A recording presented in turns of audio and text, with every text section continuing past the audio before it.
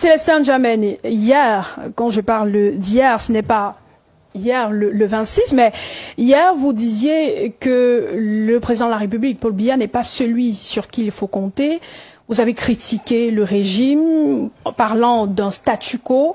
Aujourd'hui, vous estimez qu'il faut miser sur Paul Biya pour les 7 prochaines années, d'où votre adhésion au G20. Comment expliquer en français facile à un enfant qui ne comprend rien de la politique que hier vous soyez contre lui et qu'aujourd'hui vous décidiez de le soutenir? Bon, en général, il faut dire en préambule que en politique comme ailleurs dans la vie, les analyses et les consciences évoluent. C'est-à-dire que ce qui est vrai aujourd'hui par rapport aux données que vous aviez ne l'est pas forcément demain par rapport à d'autres données. Donc ça, c'est un cas général. Maintenant, je pense qu'il faut bien comprendre que le choix d'un candidat est à la fois temporel et circonstanciel, et même contextuel. Nous sommes dans la version 2025 de l'élection présidentielle. Il y a en face du président sortant 11 autres candidats. La question qui se pose, de mon point de vue, est-ce que les 11 candidats sont-ils réellement des opposants? Est-ce qu'ils incarnent vraiment l'alternative, ou même, disons, à basse échelle, est-ce qu'ils incarnent l'alternance? Et la réponse à ces questions? Le jour où on me démontrera que ces 11 personnes, disons 10 personnes sur 11, sont de vrais opposants, je peux changer les choix même demain. Mais pour l'instant, quand j'ai vu le tableau qu'il y a devant moi, c'est-à-dire que les 11 candidats, et en face duquel il y a le président de la République sortant, j'ai fait un choix relatif, pas dans l'absolu. C'est-à-dire que pour moi, le candidat le moins mauvais, le plus crédible à l'heure où je vous parle, c'est bien Paul Biya. Je ne pense pas que l'ancien ministre du Tourisme ou bien M. Issa Chiroma soient pour moi des opposants. C'est les gens qui ont berné les gens pendant au moins une vingtaine d'années pour M. Chiroma, une trentaine d'années pour M. Bello.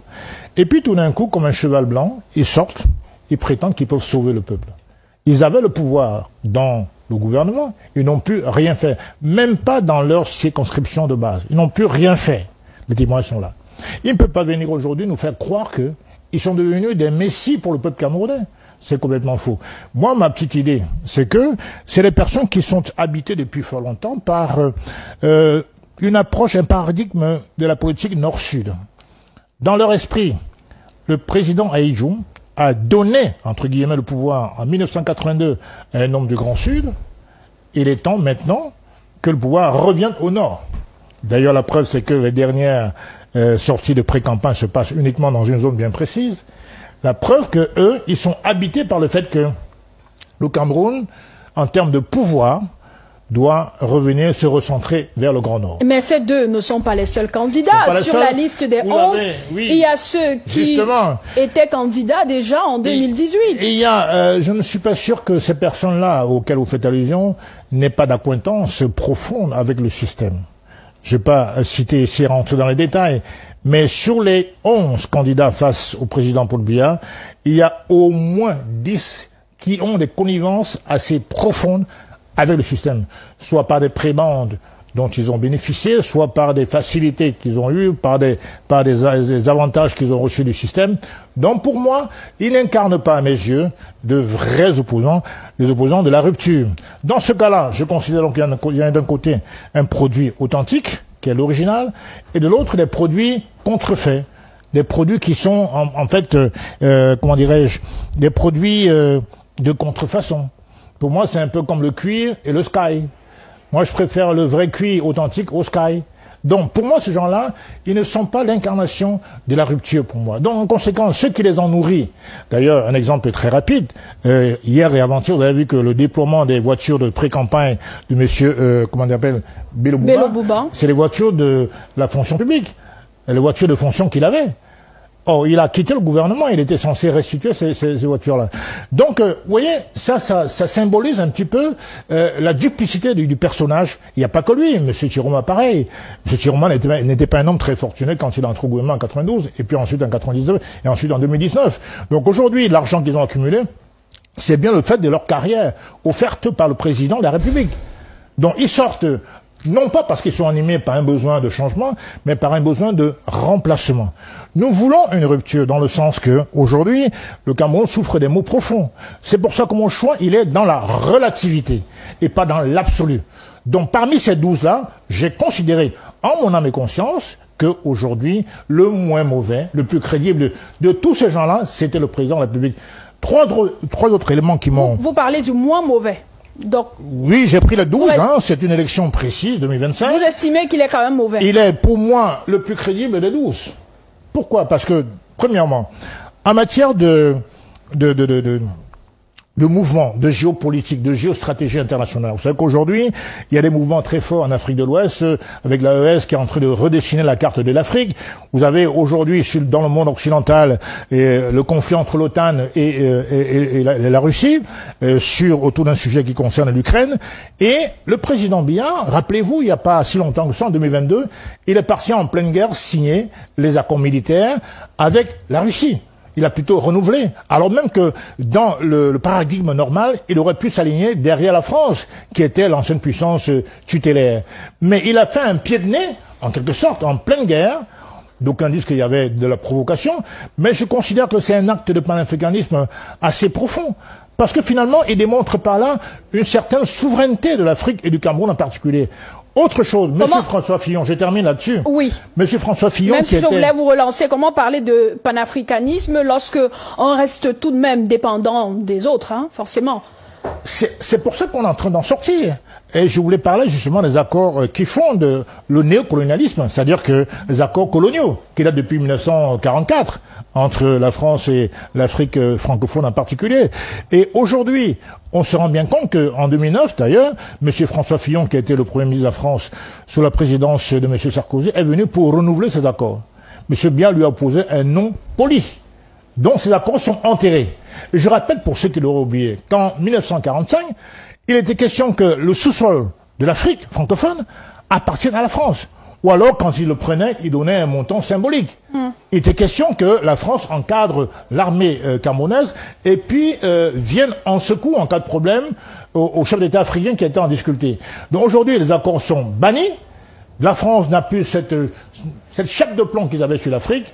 Et récemment encore, M. Macron, quand après la commission mixte franco-camerounaise, il y a eu enfin, pour la première fois d'un président français, la reconnaissance du génocide en pays bamileke et Bassa. Aucun président français ne l'avait reconnu. Il l'avait toujours nié. Donc j'estime que c'est très important.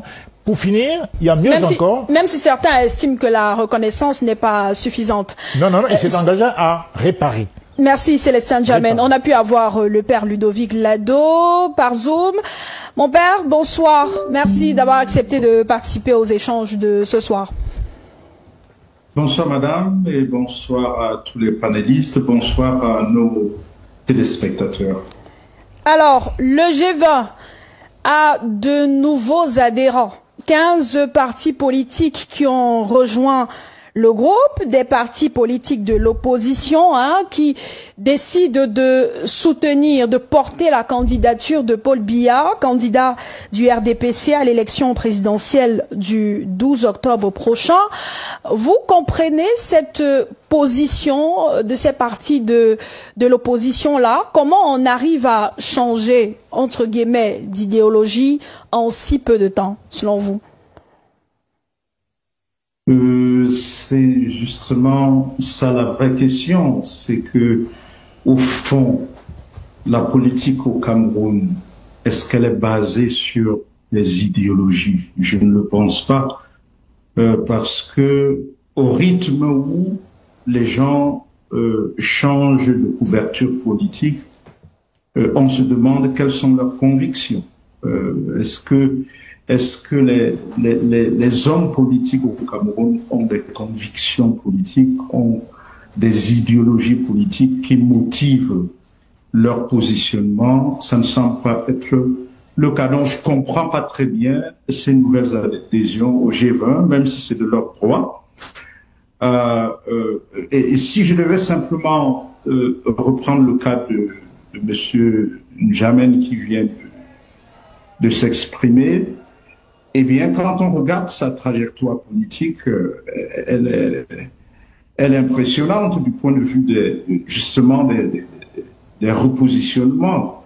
Parce que il y a quelques années, il était pratiquement dans l'opposition de la rupture et aurait même pris des balles pour cela.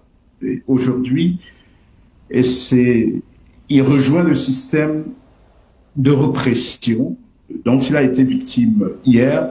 Encore une fois, c'est très difficile à comprendre si on veut s'inscrire dans la logique de la cohérence. Mais on me dira peut-être qu'il n'y a pas de cohérence en politique, sinon la politique même de l'incohérence. Maintenant, rejoindre le G20 qui soutient le candidat Paul Biya, encore une fois, je veux comprendre. Je me demande si, encore une fois, c'est pas moi qui pose les questions, mais je m'interroge. Si M. N'Djamène a une entreprise, est-ce qu'il peut confier la gestion de cette entreprise à un homme de 93 ans? Et s'il ne le peut pas, comment peut-il rejoindre une dynamique qui entend confier tout un État à un homme de 92-93 ans? Je veux bien comprendre quand ils disent c'est le moins mauvais des candidats, mais bon, moins mauvais du point de vue de quel bilan, vous voyez? Parce qu'on peut pas en même temps dire qu'on reste dans la logique de la rupture, alors qu'on a plongé corps et âme dans une logique de continuité. Monsieur Biya est là depuis une quarantaine d'années. Regardez dans quel état se trouve le Cameroun. Est-ce que Monsieur N'Djamène et bien d'autres le rejoignent dans ce nouveau train? Parce que bien évidemment, comme beaucoup de Camerounais se le demandent, est-ce qu'il y aura une élection libre et transparente au Cameroun demain? Pour ma part, je fais plutôt une lecture très pragmatiste de ce revirement. Quand je dis très pragmatiste, ça veut dire que les acteurs font une lecture très simple. Et c'est ce que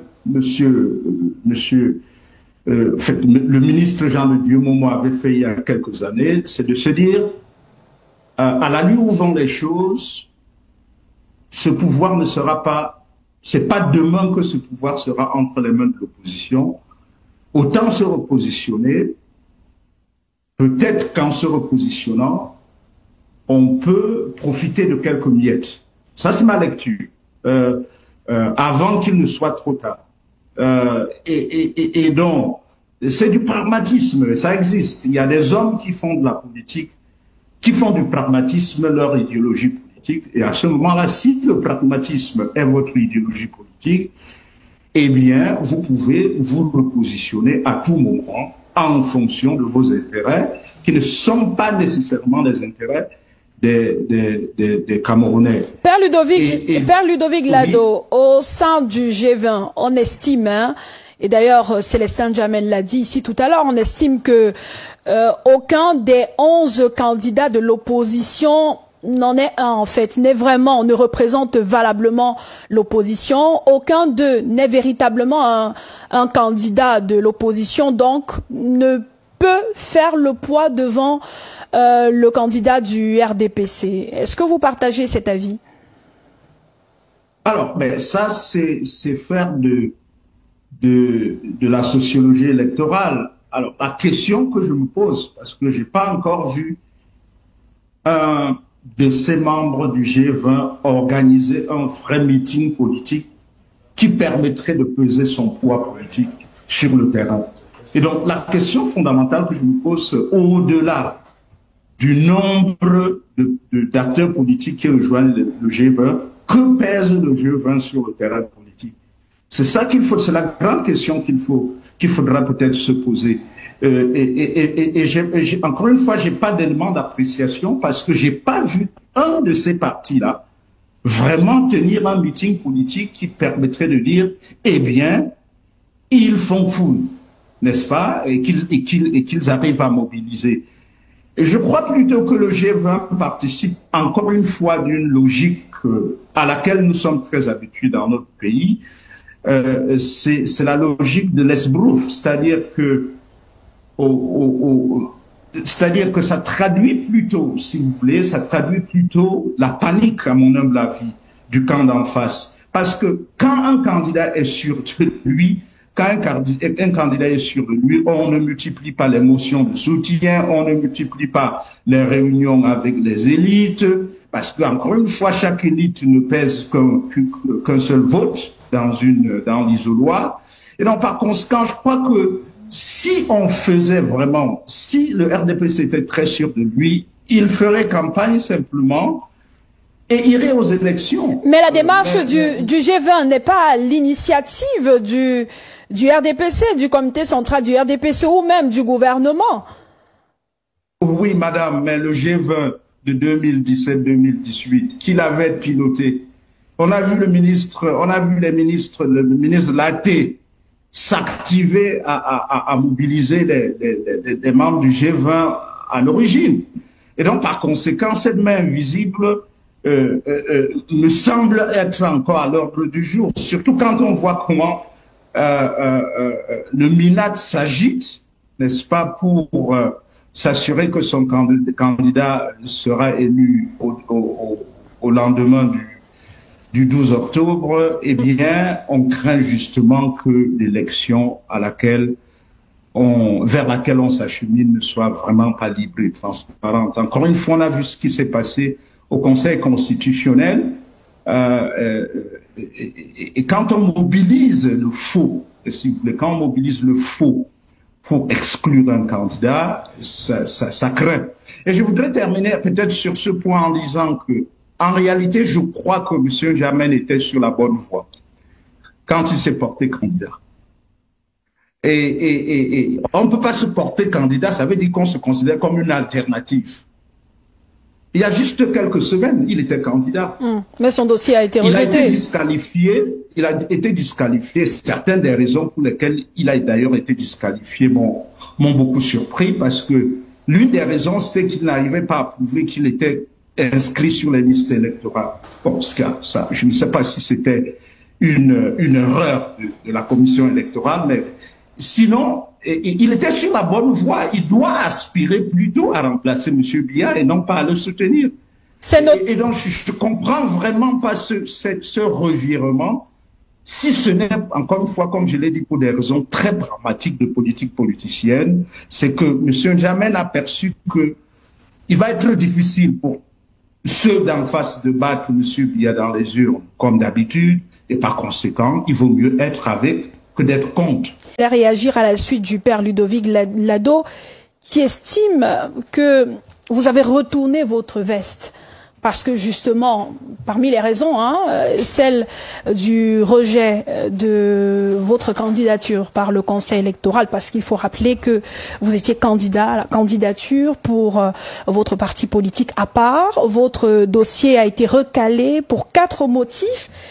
Absence de certificat de versement du cautionnement, absence d'attestation d'inscription sur les listes électorales, absence de déclaration sur l'honneur et absence des 300 signatures légalisées, parce que justement, la part n'avait pas d'élus. Bien. Alors, tout d'abord, sur la question des motifs de rejet, il faut rappeler très rapidement que je crois que Elecam, malheureusement, est quand même infesté, si j'ose dire, c'est un mot peut-être un peu fort, de quelques personnes très incompétentes. Je prends l'exemple très simple sur l'attestation d'inscription sur les listes électorales. Je leur ai fourni ce qu'il fallait. Ils ont coché dans leur PV, ils ont un PV, il y a des cases qui cochent. Ils ont coché. Sur la déclaration sur l'honneur, ils ont coché. Ils m'ont remis un exemplaire, c'est à la maison. Je ne comprends non pas comment dans leur motif public qu'ils ont annoncé, ils mettent ces choses qu'ils ont eux-mêmes cochées, qu'ils ont reconnu avoir reçues. Moi, je ne comprends rien. Je ne comprends rien. Maintenant, sur les deux autres, effectivement, sur la question de la candidature indépendante, parce qu'en vérité, APA a été créée après les élections couplées, donc forcément, on n'a pas pu avoir d'élus. Et donc, on exige 300 élus, comme vous le savez. J'en avais 300 signatures. 300 signatures, oui, 300 signatures, je voulais. Et donc, moi, je les avais 309. Mais le problème, c'est qu'ils ont un formulaire spécifique ad hoc avec à le eux, quota, qui m'ont remis très tardivement. Il fallait les légaliser avec ce formulaire. Vous voyez, j'avais les 300 signatures. Mais ils avaient voulu qu'on les introduise dans leur formulaire à eux. Donc, du coup, comme c'était pas le cas, ils ont coché la case parrainage 00. sur le virement. Il y a eu un problème de virement pour les 30 millions. Il y a eu des complications, je le reconnais évidemment. Il ne pouvait pas, sans preuve absolue, à l'heure où je l'ai posé, le 26 juillet, date de l'annonce des candidats retenus, il ne pouvait pas faire du miracle, je le reconnais. Mais sur les 3 motifs, en vérité, c'était du n'importe quoi. Du n'importe quoi. Mais la candidature, elle visait à challenger le candidat du RDPC, peut-être le remplacer, le succéder, bien entendu, ou simplement le soutenir à un moment donné du processus électoral. Une fois que la question est reconnue, mon dossier n'a pas été retenu certes, mais fallait-il pour autant que je restât passif, indifférent par rapport à l'élection de 2025? Je pense que je suis un acteur politique quand même, peut-être pas majeur, mais à ma modeste place, qui essaie d'apporter un peu à l'évolution de la politique dans mon pays, et j'avais le devoir, dans ma conscience, de prendre position. Moi, j'aime pas la neutralité. J'estime qu'elle est hypocrite, elle n'existe pas la neutralité. Donc, je devais prendre position pour un candidat ou pour un autre. C'est ce que j'ai fait. Je n'aime pas l'indifférence. L'indifférence, c'est une espèce d'hypocrisie contenue. Et moi, en politique, il faut faire avancer le débat. Donc, en même temps, je rappelle que soutenir un candidat, c'est pas s'allier à un parti politique. Je comprends très bien que M. Biya est investi par son parti, c'est vrai, puisque la loi l'exige. Mais en même temps, le G20, qui est une dynamique, c'est un groupe de leaders politiques de l'opposition qui ont décidé, en leur âme et conscience, de soutenir quelqu'un. Un individu, en l'espèce, le président sortant, le candidat Paul Biya. Pourquoi? Tout à l'heure, je l'ai dit. J'ai eu le panel des candidats, il y en a 12. Si j'avais la conviction que les 12, 11 face à Biya étaient les opposants, naturellement, ma famille, c'est l'opposition. Mais vous aurez pu faire partie des 11 en même temps. Vous aurez pu faire partie des 11 candidats et quelqu'un d'autre vous aurait considéré oui, comme mais je viens de dire que j'étais recalé, vous l'avez dit vous-même. Et donc, étant recalé, il faut bien être réaliste et pragmatique et choisir. Je ne choisirai jamais M. Bello, M. Chiroma ou M. Kabralibi. Pour moi, c'est la copie. C'est les gens qui ont dû leur faciliter, leur prébande, subventions, leur avantage, leur avancée de carrière, grâce à un système. Ils ne représentent donc pas, pour moi, l'incarnation de la rupture et du changement. Donc il fallait que je fasse un choix centré sur l'élection 2025, encore une fois. Alors quand on parle de retournement de veste ou de retournement de cerveau, je pourrais dire qu'il y a une glaciation du cerveau de la part de ceux qui me critiquent. Parce qu'on ne peut pas comprendre que dans un système qui évolue et qui recule, qu'on soit dans une situation, comment dirais-je, monolithique, figée. La vie est totalement dynamique. Elle est dynamique. Je veux dire que vous avez devant vous un panel de candidats. Vous vérifiez quels sont ceux qui prétendent incarner le changement dans ce pays. Le fait qu'on étiquette quelqu'un opposant ne veut pas dire que c'est un opposant. Est-ce que Bello Bouba, qui aujourd'hui fait campagne avec les voitures de l'État, est un opposant? Il a passé 30 ans au gouvernement. Premier ministre d'Aïdjo, premier ministre de Paul Biya, ministre d'État, pendant 30 ans. Il découvre un beau matin que M. Biya est un diable, à quelques mois de l'élection présidentielle. Et il prétend qu'il est le nouveau cheval blanc de l'opposition. Vous y croyez-vous? Soyons sérieux. M. Chiroma, c'est pareil. Il a été 20 ans au gouvernement. 92, 96, 2019, 2025. Voilà. Donc, pour moi, il faut faire une analyse ciblée. C'est un choix. Bien sûr, quand on dit que le G20 soutient un candidat, le G20 n'a pas forcément une stratégie indépendante de battre campagne tout seul. Tout dépend de l'alliance. Parce qu'en vérité, chacun vient avec ses motivations. Le but, c'est de soutenir un candidat. Le RDPC, peut-être, certains d'entre eux n'ont pas intérêt à voir le G20. Parce que peut-être que dans leur esprit, ils estiment peut-être que, voilà, nous venons entre guillemets, grignoter leur petit biscuit. Donc, il y en a beaucoup qui pensent que le G20 vient mettre un peu le sable dans le tapioca. Donc, il faut bien comprendre que c'est un regroupement de personnes qui n'ont passé aucune alliance avec le RDPC. Moi, je suis président de la part. Ça veut donc dire que j'ai mon autonomie. J'ai choisi. Bien sûr, il y a un porte-parole du G20 qui organise tout ça. Le moment venu, on pourra peut-être jumeler la campagne avec le RDPC, mais on n'a pas encore décidé. Dans quelques jours, ça va se savoir. Mais ce qui est important de retenir, c'est que le G20, c'est une volonté du président de la République qui a voulu sortir le carcan du RDPC. Il a le droit. C'est pas tellement pour l'effectif de ces partis-là. Et je crois qu'en ce sens-là, M. Tchapi peut avoir raison. Mais je crois que lui, dans son esprit, il voulait montrer aux yeux des Camerounais et aux yeux du monde que sa volonté de rassemblement s'étend au-delà du RDPC. Donc, si on voit ça sous le prisme de la démographie de chaque parti, ça ne donne pas. Évidemment, si Jean de Dieu Moumou n'était pas ministre, il aurait pu en trouver aussi au sein du RDPC. Mais c'est une volonté de sa part, qui a été managée à l'époque par M. Atangadji, évidemment, mais sous sa houlette. C'est lui qui l'a voulu. Et parfois même contre ses propres partisans. C'est une volonté du chef de l'État. C'est pas une volonté du comité central. Le comité central s'est incliné devant le choix du président. C'est ça le G20. Et je vous ai expliqué encore une fois, ce n'est pas un retournement de veste, c'est du pragmatisme pur. Ces gens-là sont peut-être plus dangereux que Paul Biya. Il faut faire très attention. Parce qu'on analyse les choses de manière tout à fait générale. Et c'est pas bien, c'est dangereux. Moi, j'estime que M. Bello Bouba Margari, M. Chiroma, vous faites une fixation sur ces deux candidats particulièrement. Oui, parce que c'est ceux qui sont chouchoutés par au moins 4 fois. Parce que c'est les gens qui sont... Mais ils sont pas les seuls. Il y a Pierre Kouemo, il y a le candidat du PAL. Oui, mais dans une compétition, il y a toujours, on va dire, la tête de peloton qui est mise en avant, soit par les sondages qui n'existent pas, tout à fait, mais les gens, dans les commentaires, semblent la mettre en avant, en tête de liste, dans la shortlist. Moi, j'ai dit non. C'est des gens qui ne me ressemblent pas. Ce ne sont pas des opposants. D'abord parce qu'ils ont servi le régime pendant de très nombreuses années. Ils auraient pu savoir ou dû savoir qui était Paul Biya avant de le traiter de diablotin 30 ans plus tard ou 20 ans plus tard. Ça n'a aucun sens. Ça ne peut pas être un retournement de veste. C'est un choix tout à fait réaliste, pragmatique, de choisir celui qu'on connaît avec les qualités que j'ai évoquées, c'est-à-dire que au niveau de ma sensibilité panafricaniste, j'ai choisi, comment dirais-je, d'arrimer cette sensibilité aux actes posés par le président sortant. Qu'est-ce que les autres ont fait? Ils ont bénéficié des députés, par la grâce du RDPC, ils ont bénéficié des voitures de fonction, avec laquelle d'ailleurs ils battent pré-campagne aujourd'hui, ils ont bénéficié d'une certaine fortune. Ils le doivent tout à leur créateur. Alors cette créature, entre guillemets, ne peut pas mériter le label d'opposant. C'est faux. Il y a une question qui reste en suspens, maître Narcisse Zébazé, avant de prendre le père Ludovic Lado. Où était le G20 depuis?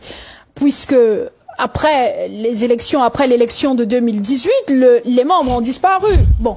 Ils sont présents, mais il n'y a pas eu d'activité officielle et tout. Ou alors simplement le groupe apparaît lorsqu'il y a élection présidentielle, fait une sortie, décide de soutenir le président de la République et après retourne dans sa cachette. Comment dit ça, définit les choses, le groupe, le G20. Le G20, je vous ai dit que c'est un groupe qui a été créé en 2018 dans l'initiative de soutenir la candidature du président Paul Biya. Vous soutenez l'homme ou vous soutenez le régime, le système ou le parti? On soutient l'homme. C'est le candidat, l'homme. C'est pour dire quoi? Comme le grand frère ne fait que dire, ça ne veut pas dire que nous sommes alliés au RDPC. Attention. C'est ce il faut très bien qu'on se comprenne. De toutes les façons, en 2026, nous serons contre le RDPC, puisque le PADEC va regagner sa chapelle. Pour les élections locales. Pour les élections locales. Donc il faut comprendre que c'est le contexte, c'est les circonstances qui font que lors des élections présidentielles, on regarde, on examine les candidats. Et il se trouve qu'en 2025, parmi les 11 ou les 12 candidats, nous ne trouvons pas un candidat à même de mener ce pays où nous voulons, où nous, le groupe de G20, nous voulons. C'est pour ça, voilà la simple raison. Ça ne voudrait pas dire que nous avons fait des mariages avec le RDPC ou bien que nos idéologies, les idéologies de chaque parti ont changé. Non, c'est ce que je suis en train de vous dire. C'est un soutien de circonstance. Mais si vous pouvez me reprendre, madame, deux secondes. Une coalition, elle est temporelle et cyclique. Tous les 7 ans, le G20 se réunit pour les élections présidentielles. C'est pas pour les locales.